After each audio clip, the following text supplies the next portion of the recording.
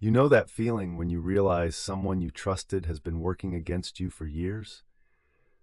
Now imagine that person is your own sister, and the betrayal runs so deep it poisoned your final months with your dying mother.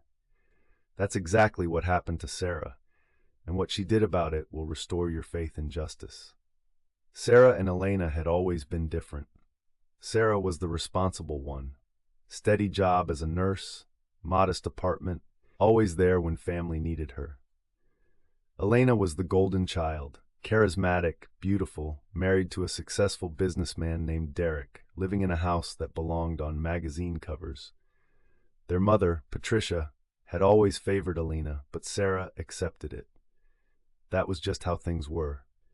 When Patricia was diagnosed with stage 4 pancreatic cancer, Sarah immediately rearranged her schedule to help with appointments, medication management, and daily care. She'd visit every evening after her hospital shifts, bringing homemade meals and sitting with her mother for hours.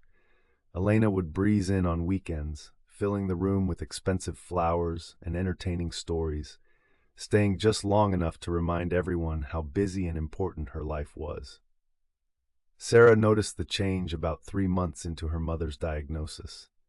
Patricia started making small comments. "You don't need to come every day, Sarah. I know you're busy."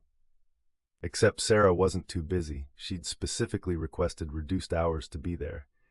Then it escalated. Her mother began declining her calls, saying she was tired. When Sarah did visit, Patricia seemed distant, almost cold. One evening, Sarah arrived to find Elena leaving early. "Mom needs rest," Elena said sweetly, blocking the doorway. "Maybe space out your visits? I think you're overwhelming her."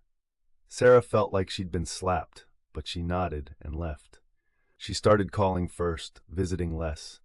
Each time, her mother seemed more withdrawn from her. The real betrayal revealed itself 2 weeks after Patricia's funeral. Sarah sat in the lawyer's office, still numb with grief, expecting to hear about her mother's modest estate, the house, some savings, family jewelry. The lawyer, a sharp-eyed woman named Margaret, read through preliminary details, then paused. "The primary will leave everything to Elena. The house, all financial assets, and personal effects." Sarah's stomach dropped. "Everything? Not even a keepsake?" "There's a handwritten letter here as well," Margaret continued, her voice careful. "Your mother expressed that she felt you distanced yourself during her final months and that Elena was her sole caretaker and comfort." Sarah couldn't breathe. Distanced herself? She'd been there nearly every single day until Elena started limiting her access. She wanted to scream that it was a lie, but grief paralyzed her. She simply nodded and left, the injustice burning in her chest. That night, unable to sleep, Sarah went through old emails and text messages with her mother. That's when the pieces started fitting together. Messages from her mother mentioning things Sarah had supposedly said, complaints about caregiving being exhausting, comments about the inheritance, statements about Patricia being a burden. Except Sarah had never said any of those things, never even thought them. Someone had been feeding her mother lies, and there was only one person with the motive and opportunity: Elena. Sarah started digging. She requested copies of all communications she'd sent her mother, emails, cards, everything. She compiled her hospital shift schedules, proving she'd been present constantly. She found the meal delivery receipts, the prescription pickup records with her signature, the medical appointment sign-in sheets, a paper trail of devotion that contradicted everything in that letter. Then Sarah did something clever. She called her mother's longtime neighbor, Mrs. Chen, just to talk and grieve. During that conversation, Mrs. Chen mentioned something interesting. "It's so strange that your mother's attitude changed so suddenly, especially after Elena started visiting during the weekdays. She'd come by midday, spend an hour or two alone with Patricia. Your mother always seemed agitated after those visits." Midday visits. When Sarah was at work, when no one else was around. Sarah felt sick, but now she had a timeline. She asked Mrs. Chen if she'd be willing to write down what she remembered about the visiting patterns. Mrs. Chen agreed, troubled by the whole situation. "Your mother did seem confused those last months," she admitted. Sometimes she'd say things about you that didn't match the daughter I'd seen caring for her all those years.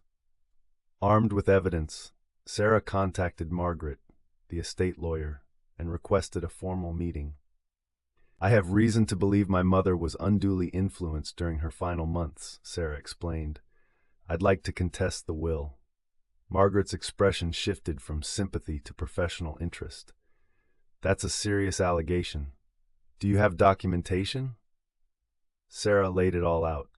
The timeline of Elena's sudden increased visits, the shift in their mother's attitude immediately following, the fabricated statements attributed to Sarah, the evidence of Sarah's consistent caregiving, Mrs. Chen's written statement, text messages from Elena to Sarah specifically telling her to give Mom space right when Patricia was most vulnerable and confused.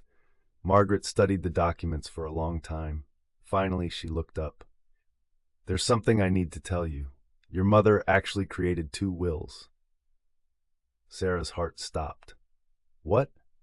The first will, written 2 years ago, split everything evenly between you and Elena.